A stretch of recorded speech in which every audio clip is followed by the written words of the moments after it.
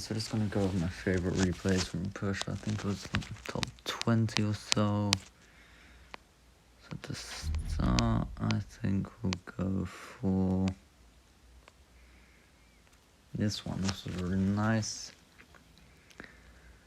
So against a pretty good MK player.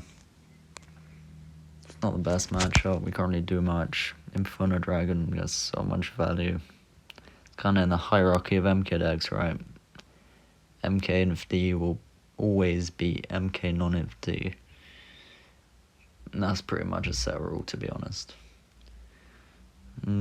Anyway, that's been quite a lot to counter, pretty much dead MK. So it's not the worst start, just trying not to get damaged until we can get one decent breakthrough in double or triple. He has Golden Knight as well, which is much better than the Bandit since he can sort of charge through the witches. Also on Ewers with the Prince. And then we can just go for bats.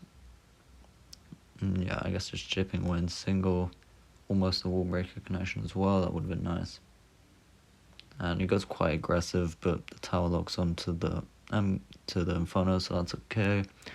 Wall breaker split to defend, one wall breaker connect on the left, which is nice.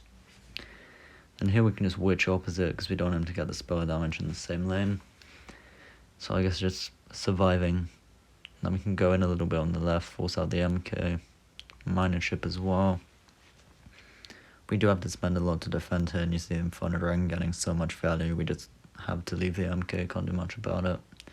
So we can go for minor wall breakers here since he hasn't got the best counters, but he's quite prepared with that E-Wiz that was incredibly fast, to be honest. He doesn't go for the dash and goes for MK NFT instead. Then a nice defense, a few hits off the witch as well. We do take a lot of damage. So it's not the best spot, to be honest. But we can go for a bit of a witch opposite. MK on the Golden Knight to try and take out that E-Wiz with the Prince. And then here we just have this witch sitting at the bridge. Can't really do much. And this MK on the left, massive mistake, because now we can just spam every single card we have right at the bridge. The MKs are just facing each other, so that's fine. And he's going to struggle to defend this. We can go another minor, just trying to get the minor chip, ban it at bridge. Wall breakers to kite the MK back, and that is a nice game. So yeah, you just need one nice breakthrough to work out pretty well. So the next one, Denisito. This was just nice, showing how you can kind of get them in an awkward cycle and there's not so much they can do. So split wall breakers, nados, that's fine, so we can ban at the bridge. Goes for Giant Skelly, so we can just go for Prince at the back. Goes for Log, so we can MK since we basically have MK Prince. He hasn't got the best counters. We have Zap for the Scummy if we need it. He hasn't got so much elixir, so MK damage. And it dies before we can get the Nado activation, so we can go wall breakers. He Scummy's last second. And here, no Nado, no Wizard in hand. He'd have to fireball if he wants to kill bats, so we can go Prince bats at bridge. He has no good counters. So he logs plus fireball, and then he's still down elixir. And so we don't fully punish, we just come in a bandit because we want him to play the knight so that we can get a little bit of mana chip. Because we just want a bit more mana chip to take out the tower. Nice unpredictable position, so he just leaves it. And so we can split wall breakers just to make sure we don't take a knight hit. Which opposite, because we know he wants to wizard Hog Rider. It's the only push that he does every single game. And so that's fine, he still has the Defender Witch, which actually gets quite a lot of damage. And then we can go in on the left, also on the right to take it out. Zap the Skelly to make sure that Giant Skelly dies. We're in a very good spot, to be honest. Not really any way we lose, because he couldn't defend and attack and take the tower. And at this point, he's just given up. So it was a nice game. Just got me one bad cycle, we didn't have much for bats, had to overspend, and nice and easy, to be honest. And so the next game, look, this game against Bridge Spam actually, because often you'll get called out maybe once in single where you just can't do much, so I get like some E-Bob hits or Raw Ghost that you have to leave or Bandit. Take you to like 2000 HP, but You can probably still win if you play well. Especially it's much easier with log over zap, because then you can just play witch at the back and you can't really stop the skellies. We'll have to get a predict log or very fast log. So we just go for MK here, plus the bats, take out the marcher, few witch hits, and that's fine. We can just minor, plus bandit to try and reduce the damage we're taking from the ghost, and force him to defend with something. So we just zap the battle ram here to make sure the bandit gets a few more hits, and then we don't have to defend it. It was actually good queen at the bridge. We didn't have the best hand, so we had to take a few hits, push it back with the prince. He then logs also a few more hits, and you see that was his one breakthrough, so at about 2000 damage.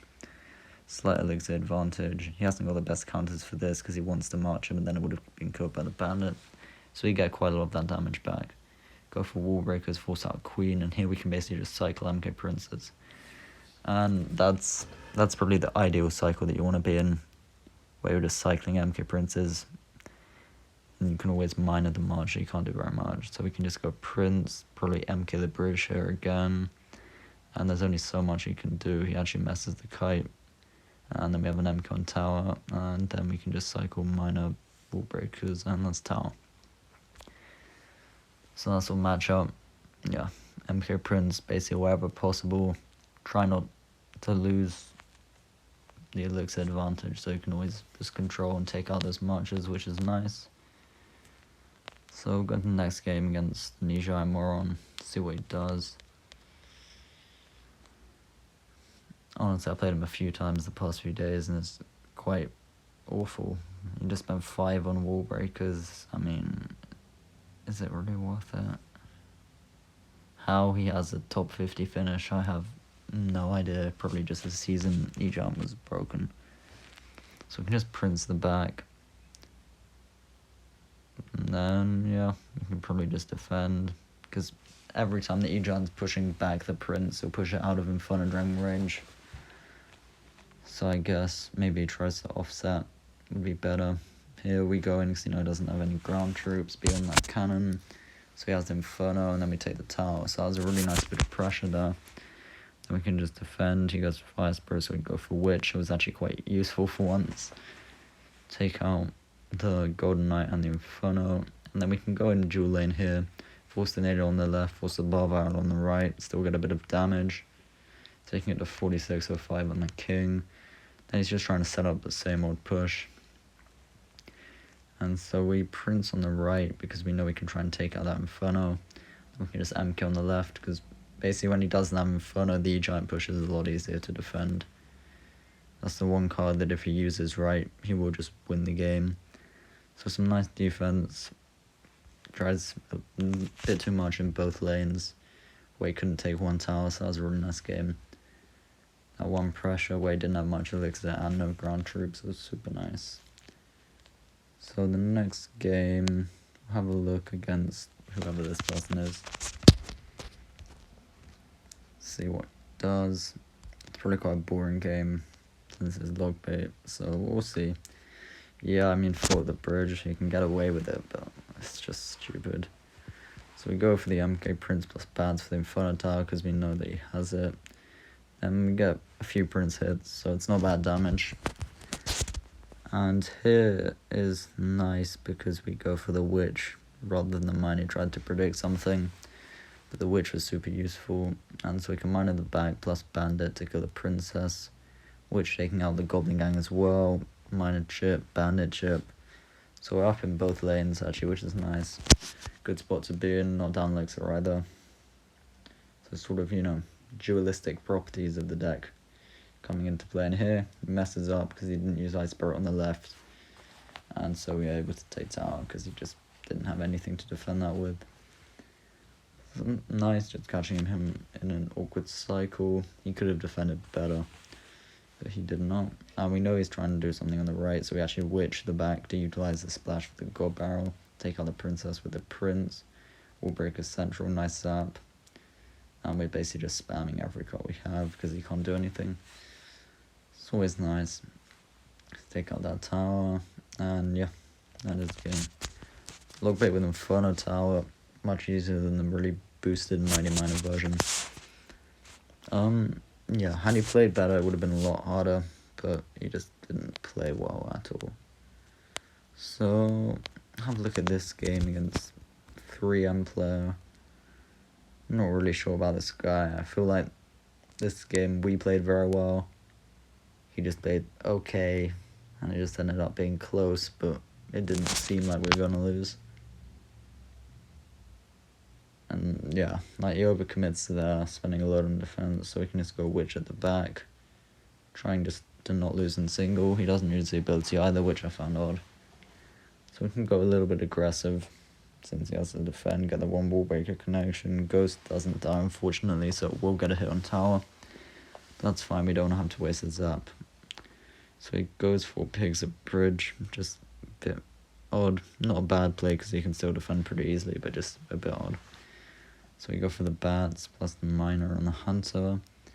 We don't zap, because we just want to make sure we always have the elixir that we need to defend, so we can go prince on the charging golden knight, and then it's going to have to go for a ghost plus barbarian. We can go for wall breakers opposite, and he won't have anything to defend it.